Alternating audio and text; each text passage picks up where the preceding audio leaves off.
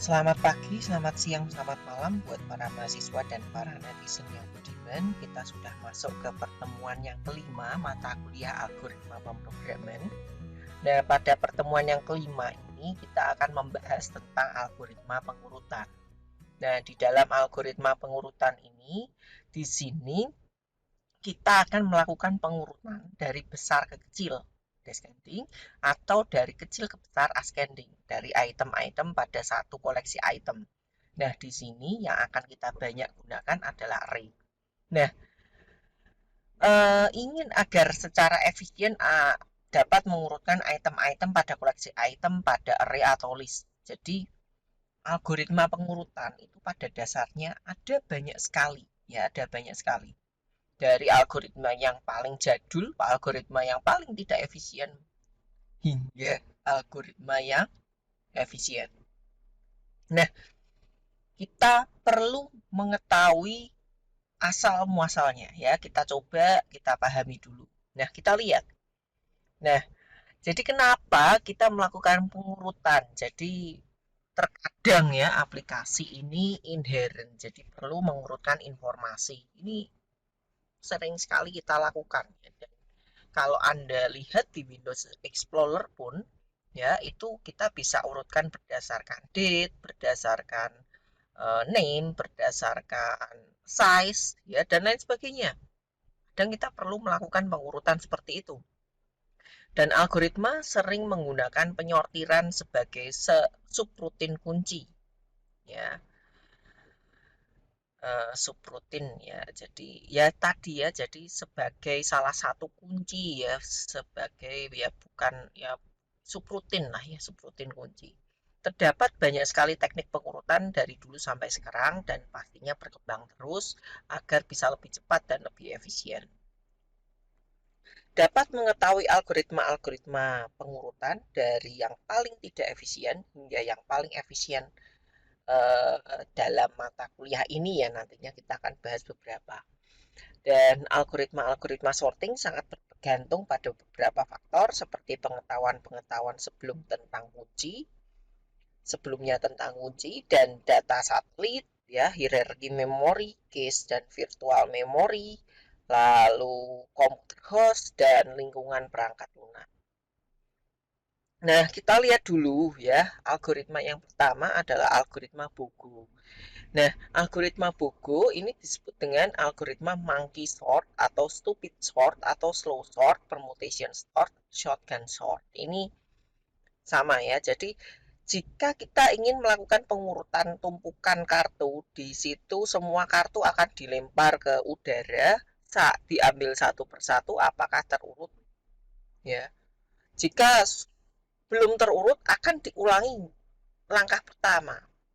Ini akan diulangi terus ya. Jadi ini adalah sorting yang stupid dikatakan, dan ini akan sangat lama prosesnya dibandingkan dengan metode lainnya. Untuk membuat metode ini mungkin relatif mudah, tapi proses loopingnya akan menjadi lebih banyak dan lambat. Nah, sekarang ya kita akan lihat algoritma yang pengurutan yang lain, yaitu algoritma pengurutan bubble. Nah, ini adalah salah satu algoritma yang cerdas, ya, mulai salah satu menjadi algoritma yang cerdas saat ini.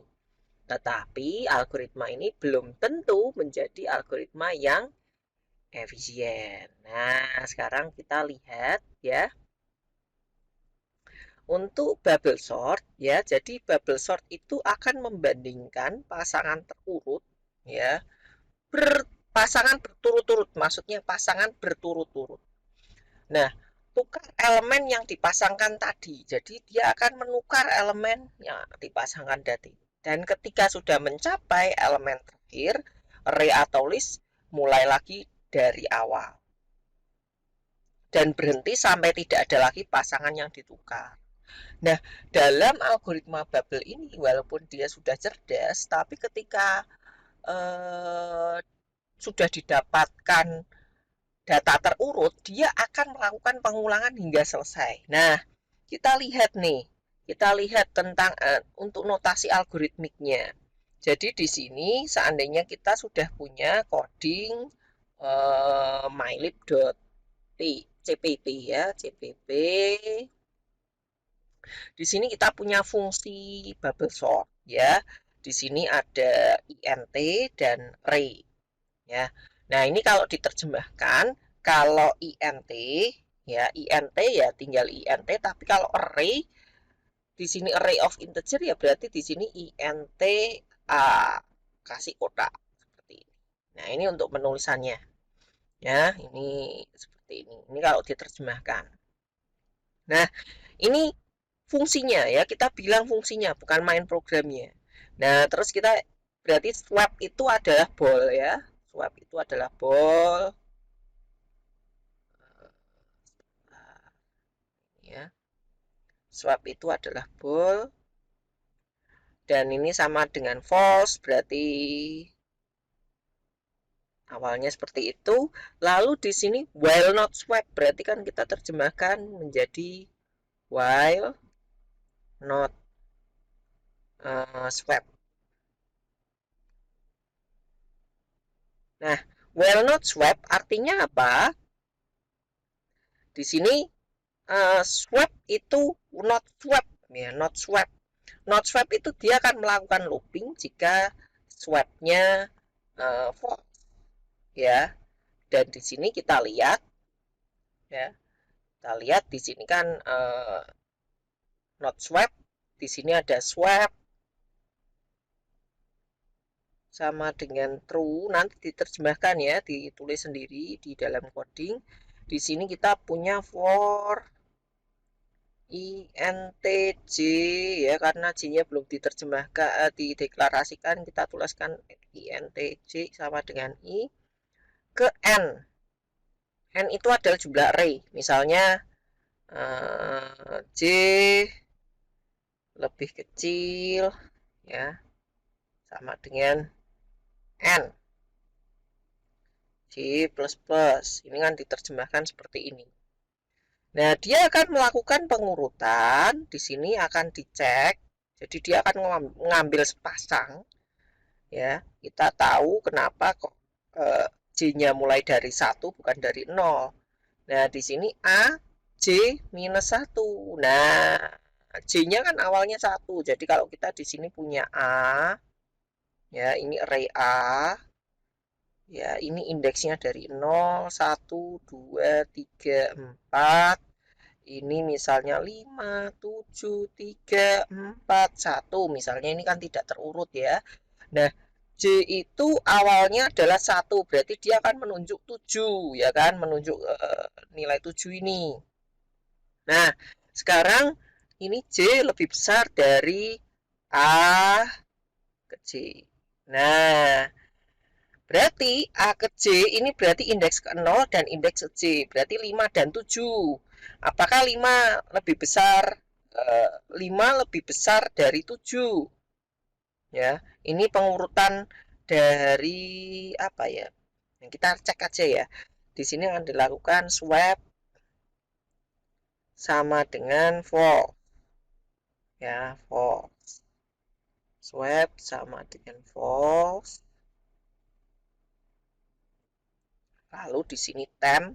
Nah, ini adalah algoritma pertukaran. Ya, ini algoritma pertukaran. Nah, kita cek ya, kita cek di sini akan dilakukan pertukaran jika A ke J lebih besar dari A ke J minus 1 lebih besar. Apakah 5 lebih besar dari 7? Tidak, berarti tidak dilakukan pertukaran. Ya, di sini akan dilakukan looping. Ini loopingnya ada 2 kali ya, loopingnya ada 2 kali. N4 ya, and while ya, jadi sini loopingnya 2 kali. Kita coba, kita lihat. Ini untuk looping yang dalam dulu. Jadi 5 lebih besar dari 7, tidak. Lalu dia akan bergeser ya, I-nya di plus plus, berarti 7 lebih besar dari 3, ya. Berarti dia akan ditukar, ya. Dia akan ditukar, di sini menjadi 3, ini 7. seperti ini ya. Oh, ini aja. Ini 3, ini 7. Lalu geser lagi ke sini dan sini ya. Sini dan sini. Dia akan bergeser lagi ke sini. 7 sama 4, apakah lebih besar? Oh ya, ditukar. Berarti ini 4, ini 7. Ini lebih besar lagi, bergeser. Ini 1, ini 7. Berarti hasil iterasi yang pertama adalah 5, 3, 4, 1, 7. Hasil iterasi yang pertama, ya kan? Nah, di sini dia akan melakukan pengecekan lagi, not swap lagi, ya kan? Terus dia akan masuk lagi ke dalam, dia akan melakukan loopingnya sampai dengan akhir. J-nya sama dengan 1 lagi ya, dia akan looping lagi, apakah 3, ini ya, apakah 3 sama 5, 5 lebih besar, berarti 5 digeser, ini 3, ini 5, terus nanti 5 sama 4, oh ini digeser lagi, ini jadi 4, ini jadi 5, ini sama 5 digeser lagi, nah ini jadi 5, ini jadi 1, dan seterusnya ya. Ini dia akan dilakukan pergeseran. Nah, sebagai contoh ini hasil akhir. Kalau di sini saya punya contoh ya, punya contoh seperti ini ya. Jadi kalau saya punya 1 3 3 4 5 2 3 1 12 12, ini akan dilakukan pertukaran seperti ini. Ya. Ini bubble sort. Jadi iterasi pertama ya, iterasi ke J 1 2 3 4, dia akan balik lagi 1 2 3 4, balik lagi 1 2 3 4. Ya, jadi iterasinya kalau di sini ada 4, berarti dia akan dilakukan 4 kali 3. Ya. 4 kali 3. Kalau di sini ada 5 ya, 5 elemen. Kalau ada 6 elemen, berarti apa itu namanya? Dia akan dilakukan 5 kali 4. Kalau ada 7 elemen, berarti dia akan dilakukan 6 kali 5 dan seterusnya. Dan di sini dia akan melakukan loopingnya. Di sini akan ada perubahannya. Di sini ada perubahan warna merah, ini adalah menunjukkan terjadinya swap dan terjadinya pertukaran. Dan di sini bisa dilihat ketika urutan 11, 12, 12, 3, 3, 4, 5, 2, 3 ini sudah terurut, iterasi masih dilanjutkan hingga selesai. Jadi loopingnya akan dilakukan sebanyak itu. Nah, ini untuk bubble sort. Lalu yang kedua yaitu algoritma pengurutan selection sort. Untuk selection sort itu step awalnya di sini kita melakukan ekstrak elemen minimum ya. Jadi di sini dia akan mencari nilai elemen minimum lalu ditukarkan ke indeks ke 0. Step selanjutnya pada subkoleksi array, jadi dia akan membagi menjadi dua bagian ya. Subkoleksi dan atau subarray atau sublist berikutnya. Jadi dia akan membagi dua bagian, mana yang sudah terurut dan mana yang belum terurut. Nah, tukar dengan elemen indeks ke 1 dan seterusnya. Jadi indeks ke 0 yang lebih kecil nanti akan menjadi posisi yang terurut. Ya, seperti ini. Kalau dilihat, jadi dia akan membagi array menjadi dua bagian. Awalnya semuanya tidak urut ya. Lalu ini akan terurut, berarti akan dibagi menjadi satu bagian. Nanti kalau sudah step kedua ini akan terurut ya. Jadi yang diurutkan adalah bagian ini saja. Ini yang diurutkan nanti bagian ini saja. Awalnya kan dia tidak urut semua ini. Nah, ini awalnya tidak urut semua. Terus yang diurutkan bagian ini, terus yang diurutkan nanti bagian ini, dan seterusnya ya. Nah, jadi biarkan porsi sebelah kiri menjadi list terurut atau array terurut, dan pada step ke I elemen pertama atau list terurut, elemen-elemen lain lebih besar dari elemen yang ke I. Nah, kita lihat di sini ya. Untuk notasi selection sort kurang lebih seperti ini codingnya. Jadi dia akan melakukan looping dari I sampai dengan N. Tapi di sini juga dia punya for lagi J dari I sampai dengan N. Nah, ini loopingnya akan lebih sedikit jumlahnya. Ya, jadi beda ya. Ini sampai dengan N looping pertama, tapi di sini J sampai dengan sama dengan I. Karena I-nya dia akan jalan terus. I-nya dia akan jalan terus. I-nya kalau dibagi dua tadi kan. Nah, ini kan I-nya akan bergeser ke sini terus. Ya, I-nya akan bergeser sehingga per per elemen yang dibandingkan akan semakin sedikit. Gitu. Nah, oke. Kita lihat ya, ini contohnya. Jadi notasinya ini akan sedikit lebih lebih irit ya, lebih dia akan terurut pada sub seperti ini ya. Yang akan dilakukan pertukaran. Nah, ini codingnya kurang lebih seperti ini. Ini untuk selection ya, selection. Nah, terus jadi selection sort idenya array akan terbagi menjadi dua bagian, sudah terurut atau belum.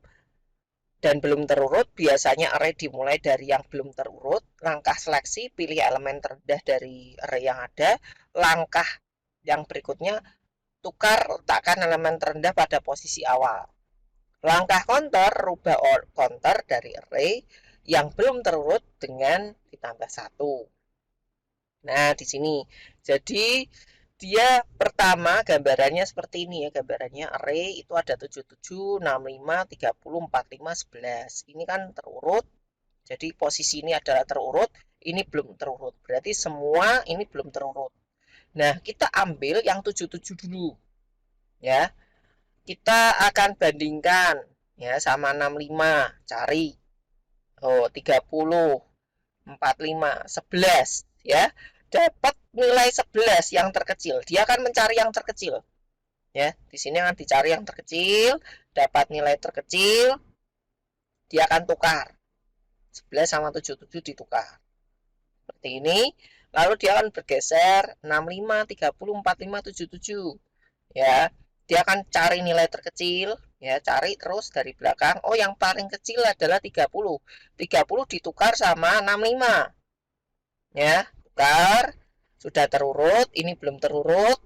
65 kita cari, oh 45 lebih kecil, 77 masih 45 yang kecil, ditukar sama 65. Sekarang kita cek lagi 65 sama 77, 65 yang terkecil ditukar. Ya, dipindah. Yang belum terurut 77 berarti hanya 77, semua sudah terurut. Nah, kurang lebih untuk algoritma selection sort seperti itu. Referensinya seperti ini. Nanti kita akan bahas untuk coding prakteknya pada video tutorial praktikum. Terima kasih dan selamat belajar.